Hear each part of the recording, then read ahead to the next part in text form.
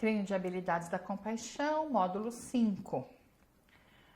Esse treino faz parte do projeto Cuidar com Paixão, que vai treinar, né, e vai informar e unir os cuidadores. Então, são os cuidadores unidos e informados das desordens afetivas e relacionadas.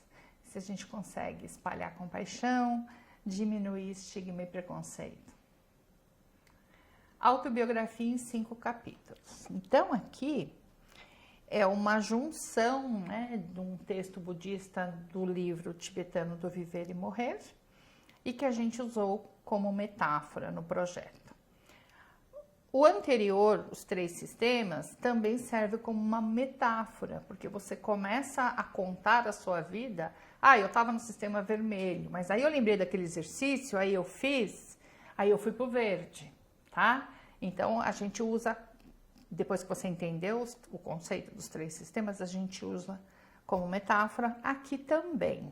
Então, autobiografia em 5 capítulos, tem eu fiz, né, não é que tem essa relação, mas eu fiz essa relação entre cognitivismo e budismo, né? Então, aqui, autobiografia em 5 capítulos, é dito que foi Buda que escreveu isso, a gente nunca vai saber de fato, mas está lá no livro tibetano de Viver e Morrer, e a analogia dos 5 capítulos é uma analogia, e aí isso interessa mais só para os psicólogos, com a psicologia cognitiva narrativa nas 5 fases, tá? Aqui eu só vou falar da autobiografia em 5 capítulos, em como a gente poderia ajudar a entender as estratégias que não estão dando muito certo, né? E que ela é consequência de alguma coisa que deu certo no seu passado. Então, vamos lá. Você pode pensar, enquanto eu vou lendo, você pode pensar na sua vida como um todo. Você pode pensar no momento que você está passando agora, num problema específico, tá? Capítulo 1. Ando pela rua, há um buraco fundo na calçada, eu caio. Estou perdido, sem esperança. Não é culpa minha. Leva uma eternidade para encontrar a saída. Capítulo 2. Ando pela mesma rua. Há um buraco fundo na calçada, mas finjo não vê-lo. Caio nele de novo. Não posso acreditar que estou no mesmo lugar. Mas não é culpa minha. Ainda assim, leva um tempão para sair. Capítulo 3. Ando pela mesma rua. Há um buraco fundo na calçada. Vejo que ele ali está. Ainda assim eu caio.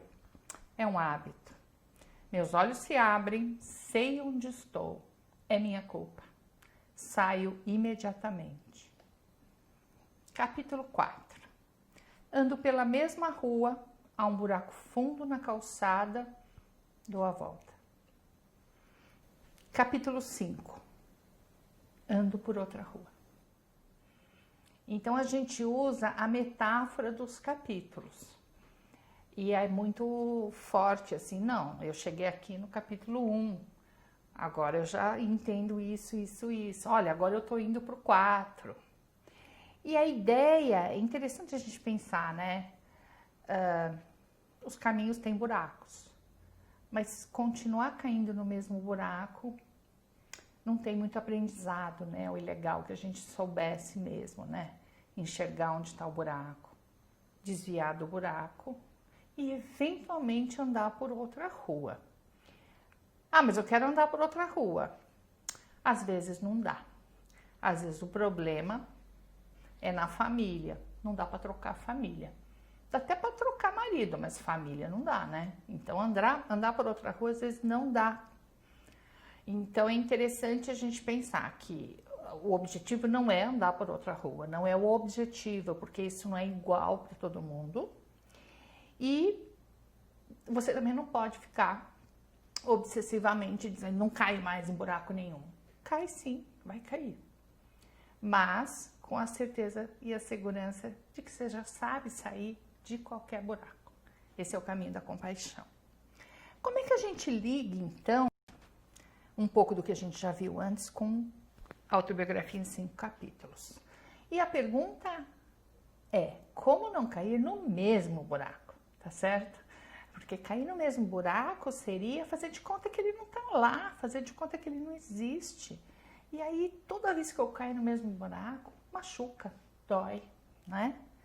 Então, como é que a gente poderia juntar as duas metáforas, né? Então, eu falo dos 5 capítulos, pensando nos 3 sistemas, né?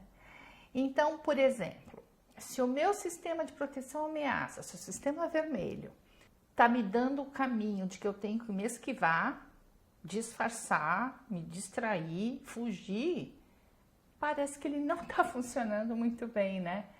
Porque esse caminho não dá muito certo, não. Só desviar, só desviar, só distrair. E aí eu começo a me distrair, né? Com bebida, com cigarro, com maconha, com comida, né? Então, tem muitas formas de eu fugir de alguma situação e muitas vezes não tá dando muito certo, não. E eu já nem consigo mais pensar no sistema vermelho como proteção, mas simplesmente como sistema da ameaça. Isso tá muito errado, né? A gente tem um sistema maravilhoso, físico, cognitivo, emocional, que é para proteger a espécie. Então, ele está funcionando super bem. É a gente que às vezes não consegue entender. Então, ativar o verde, talvez seja entender o que é não cair no buraco. Perceber que eu tô caindo e ativar a compaixão, fazer um exercício de 1, 2 minutos, se recuperar e aí sim tomar uma decisão de qual é o melhor comportamento, tá bom?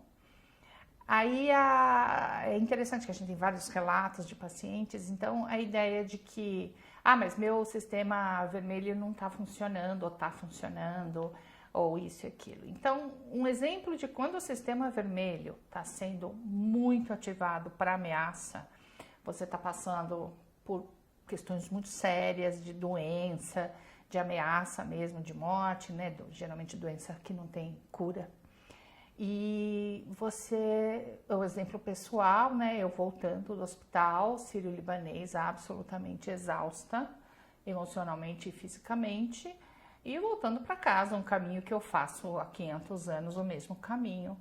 Quando eu percebi, eu entrei na contramão, eu estava descendo a Cardeal Arco Verde, eu virei na Fradique Coutinho. Quando o carro morreu, tinham 3 carros na minha frente. Meu sistema vermelho não estava me protegendo. Por quê? Porque ele estava muito ativado, com medo de doença, de morte, né? Então, ele não dá conta, quando ele está muito ativado, ele perde a característica de proteção. Felizmente não aconteceu nada grave, liguei o carro de novo, fiz sinal de desculpa para todo mundo, dei ré e continuei meu caminho. Mas isso nunca tinha acontecido antes, nunca aconteceu depois.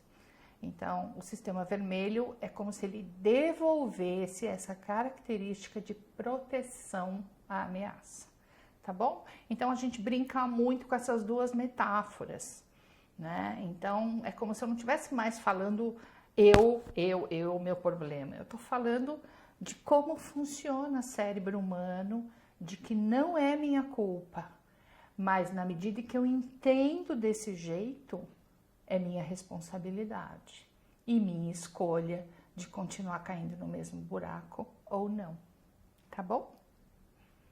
É isso.